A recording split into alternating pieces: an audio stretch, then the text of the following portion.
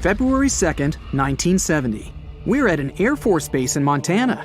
Today, the 71st Fighter Interceptor Squadron plans to hold a training sortie. 4 pilots get into jet planes and take off. Shortly, one of the pilots accidentally activates the braking parachute. A fabric dome shoots out of the plane. It's filled with air and interrupts the flight of the aircraft. The pilot has to land. The other 3 pilots continue the training. They arrive at the designated place and begin to simulate an air fight. Every pilot is a professional in his field. They have undergone similar training many times. But something amazing is going to happen today. The pilot of one plane, Major Curtis, must fight with 2 other planes. One of the Major's opponents is Captain Faust. 2 planes are chasing the target. Major Curtis turns his jet and directs it straight upwards. The other 2 planes follow suit. The Major performs a maneuver, vertical rolling scissors. He flies up in a spiral while simultaneously making a barrel roll. Then he turns around and flies down, performing a dive. The pursuers are not far behind.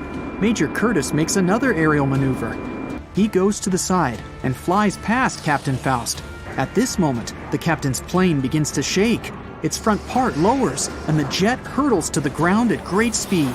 Captain Faust can't do anything. The plane doesn't listen to him. The control stick doesn't work. The engine's breaking down. The captain activates the braking parachute, but that doesn't work either. The plane is getting closer and closer to the ground. It can no longer be saved. Now it's important to save at least Captain Faust's life. He ejects and opens the parachute. Suddenly, the abandoned plane starts to fly straight. The flaps on the wings are activated, and it stops falling down. The plane without a pilot flies and slowly descends. It goes at a speed of 200 miles per hour and disappears from sight behind the cliffs. Captain Faust lands safely on a snow-covered field. The other pilots see this and are afraid the plane will fall in a nearby town. They immediately head in that direction.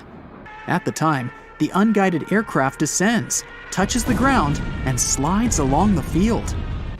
Next, it makes a 20-degree turn and breaks through a small fence. The plane stops at a farmer's field. The owner of the farm calls the local sheriff. The sheriff arrives and calls the nearest military base to report what happened. He approaches the fallen plane to assess the damage and turn off the humming engine. But as soon as he gets closer, the plane begins to hum and shake as if it wants to escape from there. The plane owners arrive. They are surprised because the plane is in almost perfect condition. They deliver it back to the base, repair it, and return it to service.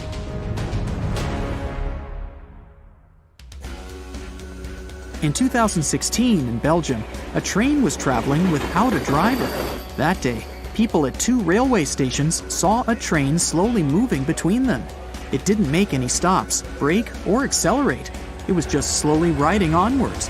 Passengers couldn't contact the driver and get out of the vehicle because no one was controlling the train at the time. Panic was rising.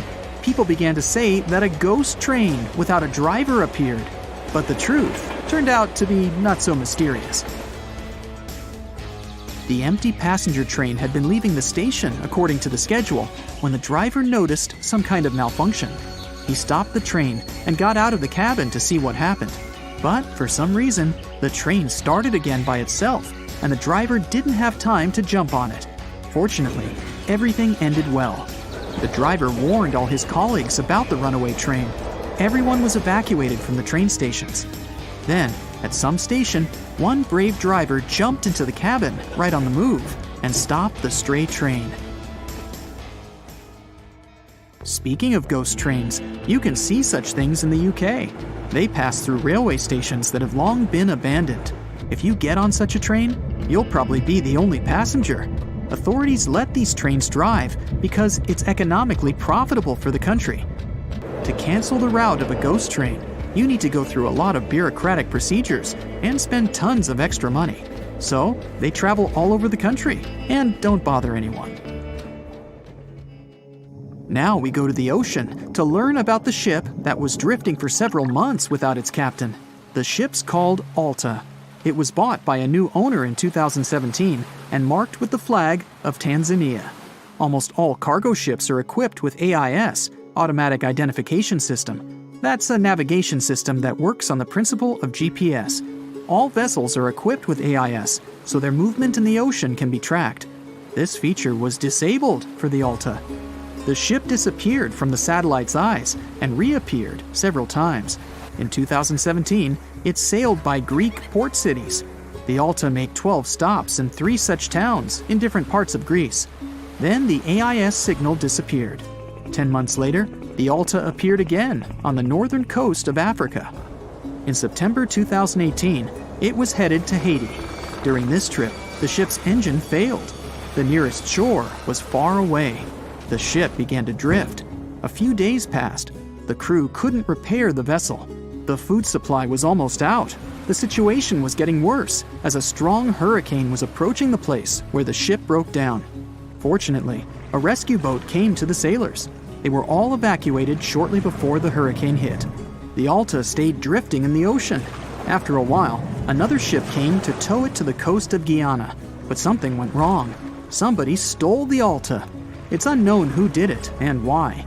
Then, almost 1 year passed. In the waters of the Atlantic Ocean, a British Navy ship notices the drifting Alta. There's no one on board. No one controls it. Then, almost 6 months later, a resident of a small town in Ireland sees the abandoned ship off the coast. Somehow, the Alta was able to cover the distance across the Atlantic and wash up on the coast of Ireland.